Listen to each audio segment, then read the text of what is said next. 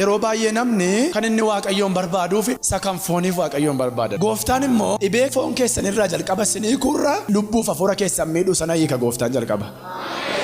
Dhimmi waaqayyoo dhimma lubbuuti waan ta'eef. Keessi fayyaan fira waaqayyooti. Keessi fayyaan waaqayyo wajjin walitti dhufeenya gaarii qaba. Keessi fayyaan yeroo hundumaa konneeshiniin hafuura isaa onlaayiniidha. Amma namoonni keessaanii fayyaan taane gaaddidduu du'aa jala jiru du'ammoon barbaadan. Keessi kee fayyaa gaafa ta'u garuu hafuurri qulqulluun isaatii dhufutti si argata.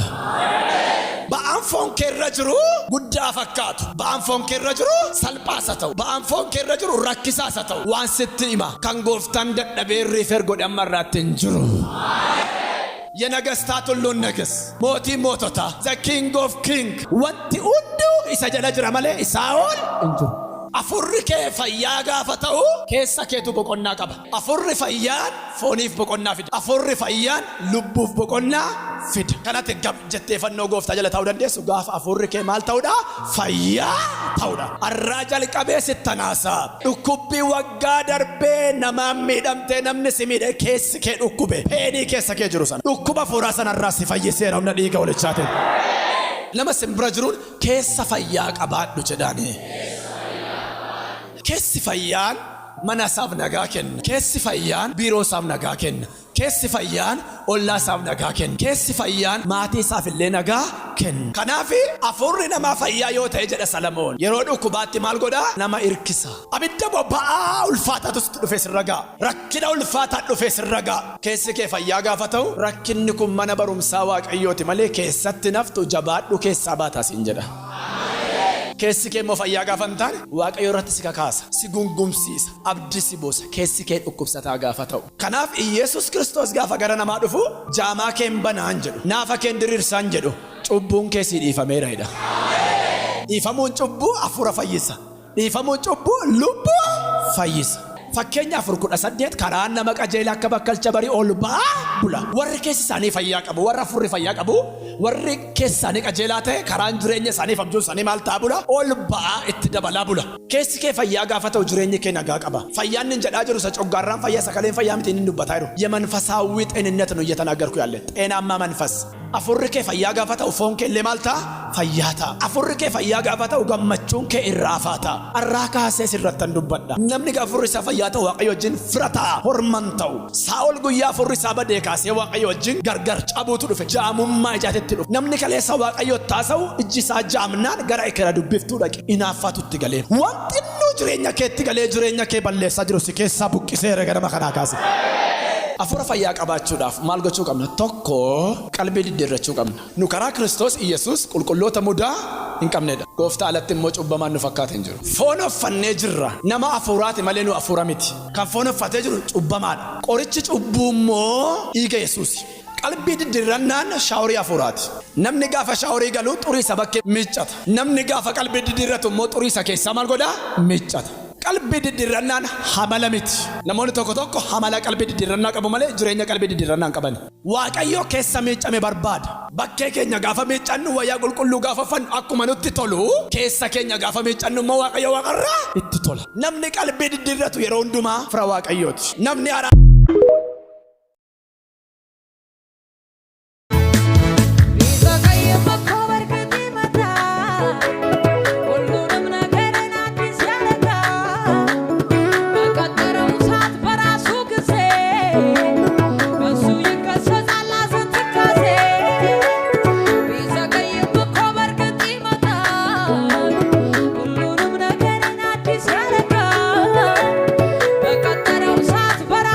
Say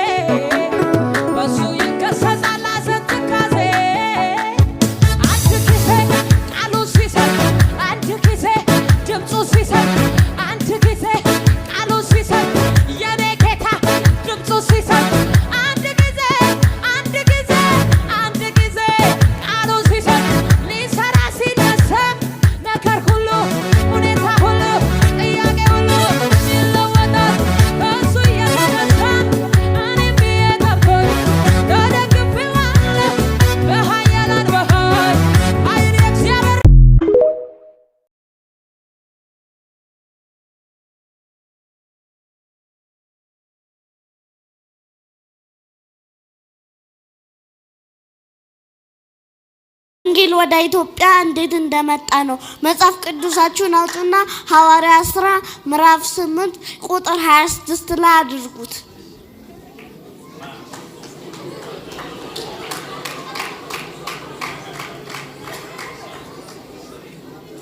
የጌታ መልአክም ፊልጶስን ከኢየሩሳሌም ወደ ጋዛ በሚወስደው መንገድ ሂድ አለው። ፊልጶስም ተነስቶ ሄደ።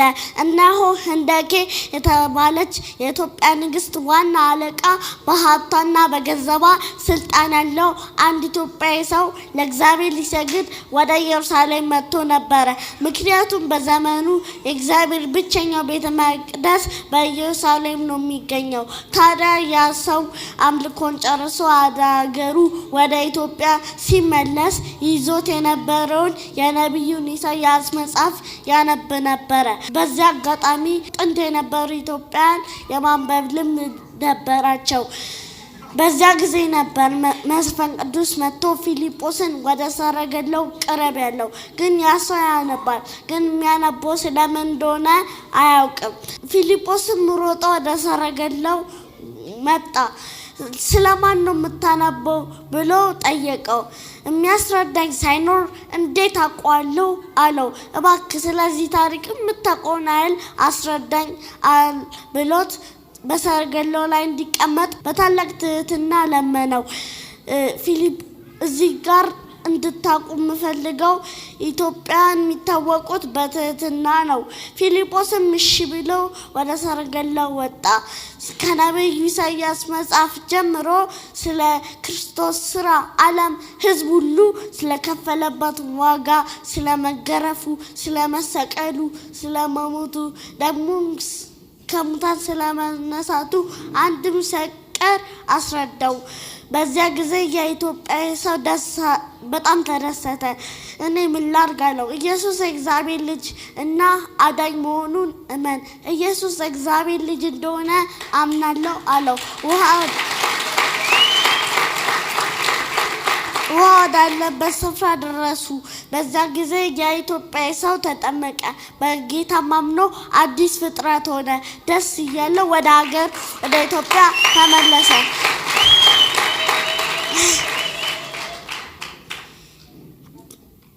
መንፈስ ቅዱስ መጥቶ ፊልጶስን ነጠቀው፣ በአዛጦን ተገኘ። በዚህ አይነት መንገድ ታላቁ ወንጌል ወደ ኢትዮጵያ ገባ። ስላዳመጣችሁ አመሰግናለሁ።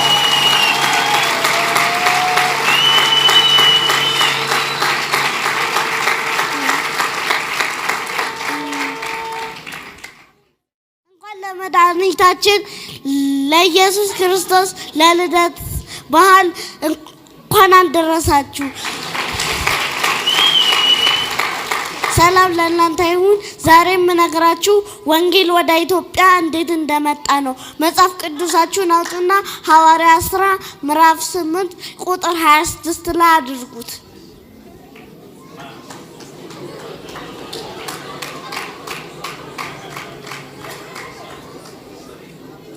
የጌታ መልአክም ፊልጶስን ከኢየሩሳሌም ወደ ጋዛ በሚወስደው መንገድ ሂድ አለው። ፊልጶስም ተነስቶ ሄደ። እነሆ ህንደኬ የተባለች የኢትዮጵያ ንግሥት ዋና አለቃ በሀብቷና በገንዘቧ ስልጣን ያለው አንድ ኢትዮጵያዊ ሰው ለእግዚአብሔር ሊሰግድ ወደ ኢየሩሳሌም መጥቶ ነበረ። ምክንያቱም በዘመኑ የእግዚአብሔር ብቸኛው ቤተ መቅደስ በኢየሩሳሌም ነው የሚገኘው። ታዲያ ያ ሰው አምልኮን ጨርሶ ሀገሩ ወደ ኢትዮጵያ ሲመለስ ይዞት የነበረውን የነቢዩን ኢሳያስ መጽሐፍ ያነብ ነበረ። በዚያ አጋጣሚ ጥንት የነበሩ ኢትዮጵያውያን የማንበብ ልምድ ነበራቸው። በዚያ ጊዜ ነበር መንፈስ ቅዱስ መጥቶ ፊልጶስን ወደ ሰረገላው ቅረብ ያለው። ግን ያ ሰው ያነባል፣ ግን የሚያነበው ስለምን እንደሆነ አያውቅም። ፊልጶስም ሮጦ ወደ ሰረገላው መጣ። ስለማን ነው የምታነበው ብሎ ጠየቀው። የሚያስረዳኝ ሳይኖር እንዴት አውቀዋለሁ አለው። እባክህ ስለዚህ ታሪክ የምታውቀውን ያህል አስረዳኝ ብሎት በሰረገላው ላይ እንዲቀመጥ በታላቅ ትህትና ለመነው። እዚህ ጋር እንድታቁ የምፈልገው ኢትዮጵያን የሚታወቁት በትህትና ነው። ፊልጶስም እሺ ብሎ ወደ ሰረገላው ወጣ። ከነቢዩ ኢሳያስ መጽሐፍ ጀምሮ ስለ ክርስቶስ ስራ ዓለም ሕዝብ ሁሉ ስለከፈለበት ዋጋ፣ ስለመገረፉ፣ ስለመሰቀሉ፣ ስለመሞቱ ደግሞ ከሙታን ስለመነሳቱ አንድም ሳይቀር አስረዳው። በዚያ ጊዜ የኢትዮጵያ ሰው በጣም ተደሰተ። እኔ ምን ላድርግ አለው። ኢየሱስ የእግዚአብሔር ልጅ እና አዳኝ መሆኑን እመን። ኢየሱስ የእግዚአብሔር ልጅ እንደሆነ አምናለሁ አለው። ውሃ ወዳለበት ስፍራ ደረሱ። በዛ ጊዜ የኢትዮጵያ ሰው ተጠመቀ። በጌታ አምኖ አዲስ ፍጥረት ሆነ። ደስ እያለው ወደ ኢትዮጵያ ተመለሰ።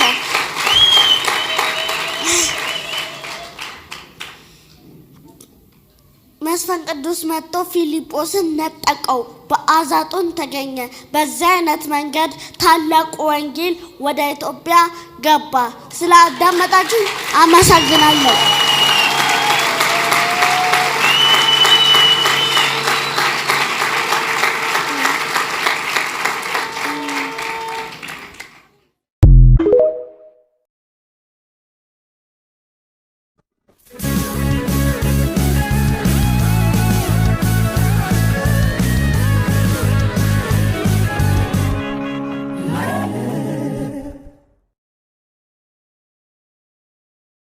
አሁንም ብዙ መከራዎች አሉብን። ሰልፍ አለ። እንዲህ ዝም ብሎ ለማሰብ ይጨንቃል። አንስቲሺያ ብረት ያዝ ተብዬ አጠጠጠጠጠ እያለ ነውና የተሰፋው ሰፊውንም ላመጣል እችላለሁ፣ የሰፋውንም ሰው ላገናኝ እችላለሁ። አዎ ያን የሰፉኝን ሰዎች ሐኪሞች አውቃቸዋለሁ። ስልካቸውን እንትን ብዬ ላገናኝ እችላለሁ። በነገራችን ላይ እንደዛና እንደዚህ ሆንኩ የሚባለውን ነገር እኔ አልቀበለውም። ሲጀመር አልወደውም፣ ስለማልወድ ነው። ለኔ እንደ ጉራና እንደ ፉከራ ስለሚሆንብኝ ጌታ ከዚህ በላይ ስለሆነልኝ የሆነልኝ ነገር ከሚሆንብኝ ነገር ስለሚበልጥ እንደዚህ ማውራት ደስ አይለኝም። ለዛ ነው አልወድም። በነገራችን ላይ ከማልወዳቸው መድረክ ላይ ከምናገራቸው ብዙ ሰዎችን ከሚያበሳጫቸው ነገሮች መካከል ልንገርህ። አንዳንድ ሰዎች እንዲህ ይላሉ፣ እኔ ማስተርሴን ትቼ ነው የመጣሁት የሚሉ ሰዎችን አልቀበላቸው። እኔ ፒኤችዲን ለጌታ ትቼ ነው የመጣሁት የሚሉትን ሰዎች እነዚህን ሰዎች ለመቀበል ብዙ እንትን አይለኝ። እሱ ሰማይ ጥሎ ወርዶ የለ፣ ክብር ጥሎ ወርዶ የለ፣ እሱ አምላክ ሆኖ ራሱን ትቶ ወርዶ የለ። ስለዚህ ከሆነልን ይልቅ የሆነብን ነገር ከሆነብን ነገር ይልቅ የሆነልን ነገር ይበልጣል። አይመቸኝም። የትላንትና ትምክት እያወራ ዛሬ ሌላ ነገር የሚለውን አገልግሎትና ስብከቶች ብዙ ልቀበል ድፍረት የለኝም። እኔም አልቀበለውም። ግልጽና አጭር ባንተ ሚዲያ ነገርኩ። በቃ ያው እውነቱ ይሄ ነው። አስፋውን በጣም የሚያሳዝነው ነገርና ልቡን የሚጎዳው ነገር እንደ ሰው እንደ አገልጋዮችን ብንሆንም የሚጎዳን ነገሮች አሉ። እንደው በዚህ የህይወት ምዕራፎች ላይ በማያውቁ ሰዎች ተጎድተሃል በእርግጠኝነት ብዬ አስባለሁ። መንገድን ጀርኒን ማያውቁ ሰዎች አሉ፣ የሚያውቁም ሰዎች አሉ። እንደው አስፋውን በጣም ልቡን ያሳዘነ የጎዳ ነገር ምንድን ነው ብለህ የምታስበው? ውሸታሞች። እኔ ውሸታም ሰው አልወድም። ሰይጣንና ውሸታምን አንድ እኩል ነው የምገስጻቸው። አልወዳቸውም። ይሄ አሉባልታ ዝም ብሎ አንዳች ነገር ሳያውቅ የሚለውን ሰው አልወደውም። እንደዚህ አይነት ሰዎች ይጎዱኛል። በተለይ የቅርቤ የምትለው የራስ ሰው። እኔ በውጭ ሰው ተጎድቼ አላውቅም። በራስ ሰው ስጎዳ በውጭ ሰው ማለት ነው ማለት ነው። ስለ በጌታ ያልሆኑ ሰዎች፣ ያልዳኑ ሰዎች፣ በዳኑ በውስጥ ሰው አገልጋዮች፣ አገልጋይ ሆኖ አገልጋይን ሊጎዳ የሚነሳ ብዙ ሰው አለ። ሌላው ደግሞ አንተ ማን እንደሆንክ ስላንተ ሳያውቅ የሚዋሽ ሰው አለ። ውሸታም። በቃ ነገርኩ። ውሸታምና ሰይጣንን እኩል መቃወመው አልወዳቸው። እዛች በጣም ከዚህ የተነሳ እኔ ሰው የለኝም። እኔ ለኔ ሰውም ወዳጅም የቅርብም የውስጥም የውጩም ተልኮዬ ነው፣ አገልግሎቴ ነው። ለዛ ተለማምጬ የማገለግለው እውነት የለኝም። በርቶልኝ የጀመርኩ ሳይጨልም ለመጨረስ እየተጋው ያለ ሰው ነኝ። ለዚህ ለኔ ተልኮ በርቶልኝ የጀመርኩኝ ነው፣ ሳይጨልም ግን ለመጨረስ እየፈጠንኩ ነው። ፓስተር አስፋውን አንደርስታንድ አድርገው ተረድተውት አብሮት እየተጓዙ ያሉ ሰዎች በምን አይነት መልክ ነው አብሮት እየተጓዙ ያሉ ብለህ ታስባለህ? በምን መልክ ተረድተውኝ እንደሚጓዙ አላውቅም።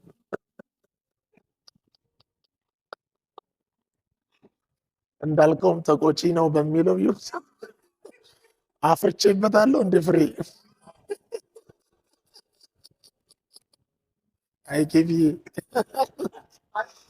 መልስ የሚያስፈልገው ጥያቄ ነው። ምክንያቱም ሰው የለህምም ሰው አለህምም እንደዛ ነው የሚሰማኛ። ምክንያቱም ሰው አናጣም። ውሸታም ሰው ካልወደድክ ሁለተኛ ሰዎች ትወዳለህ ማለት ነው። ስለዚህ በየትኛው አቅጣጫ ነው ሰዎች ከአንተ ጋር ያሉት ብለህ ታስባለህ? እነሱ ሰዎችስ ምን አቅጣጫ ላይ የሚንሸራተቱት ብለህ ታስባለህ? ያው እኔ በነገራችን ላይ የሰው ቲፎዞ አልወድም፣ እንዲተፉዝልኝም አልፈለግም። ሲጀመር ጭብጨባ አይደለም ምናምን አስፊቲ እንትናዬ እያሉ እንዲያባብሉኝ አልወድም። እውነቱን እንዲነግረኝ ነው የምወደው ሰው ሁላ የራሴ መሻት።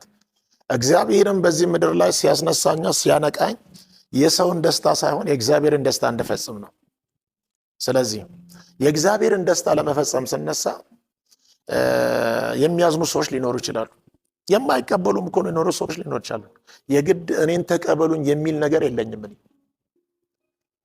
ኢየሱስን የገዛ ወገኖቹ መች ተቀበሉትና ገባ አይደለ? እንግዲህ መስመሩ ያገናኘናል። በመስመር የተገናኙ ሰዎች ይወዱሃል፣ ያልተገናኙ ሰዎች ደግሞ አይወዱህም።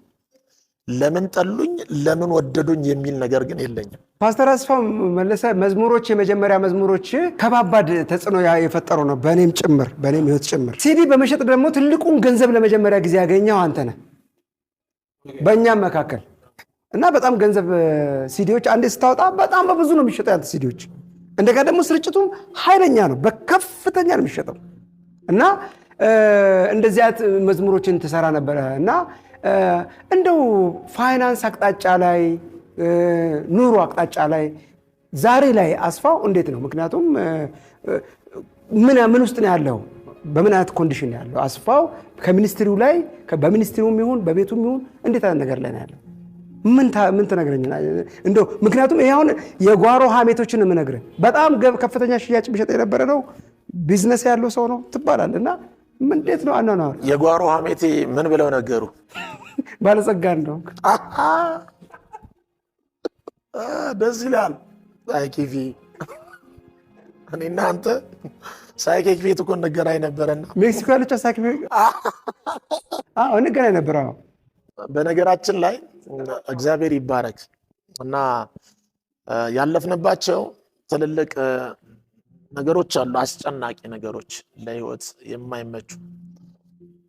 እግዚአብሔር ጌታን በጣም መወደው ለምን እንደሆነ ታውቃለህ? ሁል ጊዜ የነገረኝና እለፍ ብሎ የሰጠኝ ጎዳና የተለያየ ነገር ነውና አንድም ቀን አልፋለሁ ብዬ ባላሰብኩባቸው ጭንቅ መንገዶች አሳልፎ ለራሱ አጀንዳና ዓላማ ዛሬ ለተባለው ቀን አድርሶኛል። በነገራችን ላይ ሰዎች አንድ ትልቅ ማይረዱት ነገር አለ፣ ትልቅ ማይገባቸው ነገር አለ። ስለዚህም ይህና ይህን ነው ብሎ ለመናገር ብዙ ይከብደኛል። እኛ ትልቅ ስም ያለን ግን ትልቅ ብር የሌለን ሰዎች ነን። ያን ጊዜ ቁጥር 1 ካሴቱ 27,000 ብር ነው የተሸጠልኝ። ቁጥር 1 27,000 ይሸጥከው፣ በ17,000 ትበልጠኛለህ። የኔና ያንተ ላይፍ፣ የኔና ያንተ እኮ ህይወት ሰማኝ አይደል? 1 ሚሊዮን ብር ብሸጥም እኮ ምን በላው ከብዙ ጋር ነው። ከኛ ጋር በልተው እኮ ነው እኛን የሚያሙን ታውቃለህ? ከኛ ጋር በልተው እኮ ነው እኛን የሚሰድቡ ታውቃለህ? ስለኛ እኮ የሚያወሩት ከኛ ጋር አብረው አድረው እኮ ነው፣ አሳድረን አብረን 27,000 ብር። ያን ጊዜ 27 ቀዳዳ አለ። 27 ቀዳዳ ደግሞ ያላቸው ሰዎች አሉ አጠገባችን ያሉ። እየተካፈለን እኮ ነው። ትዝ አይልም እንዴ? ግር ብለን እኮ ነው የምንበላው ምንጠጣው ምናምን። ስንት አለ ተባብለን ስንት አለ እየተባባል። አሁን እንትና ይሄን አልሸጠ የሚባለው ነገር ብዙ የጓሮ ያወሩልህም ውሸት ነው፣ የታውም ነገር ውሸት ነው። በነገራችን ላይ ስኬት ለኔ ትልቅ ብር መያዝም አይደለም፣ ትልቅ ኑሮ መኖርም አይደለም። ለኔ ስኬት ትልቅ መኪና መያዝም አይደለም፣ ትልቅ ፎቅ ቤትም መስራት አይደለም። ስኬት ስኬታማውን የክርስቶስን ህይወት መኖር። ይህ ህይወት እኔ ቤት ላይ በልጽጓል። ዘንድሮ ብልጽግ ብሏል። በቃ አንድ ሚስት አለኝ፣ 2 ልጆች አሉ። ተባርከን ደስ ብሎን እንኖራለን። ውድ ተመልካቾቻችን ከፓስተር አስፋው መለሰ ጋራ ያለንን ቆይታ እንቀጥላለን። ከአፍታ ቆይታ በኋላ እንመልሳለን።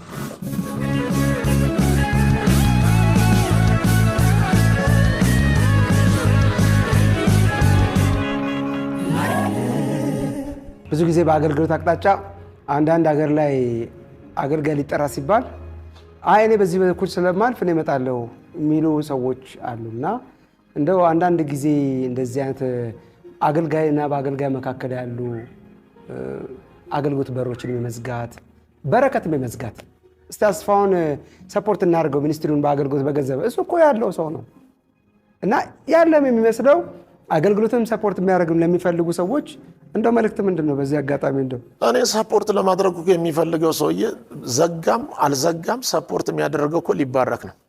ቢያደርግም ባያደርግም ያም ሰውዬ ዘጋም አልዘጋም አስፋው ሁል ጊዜ ተጎጂ አይደለም።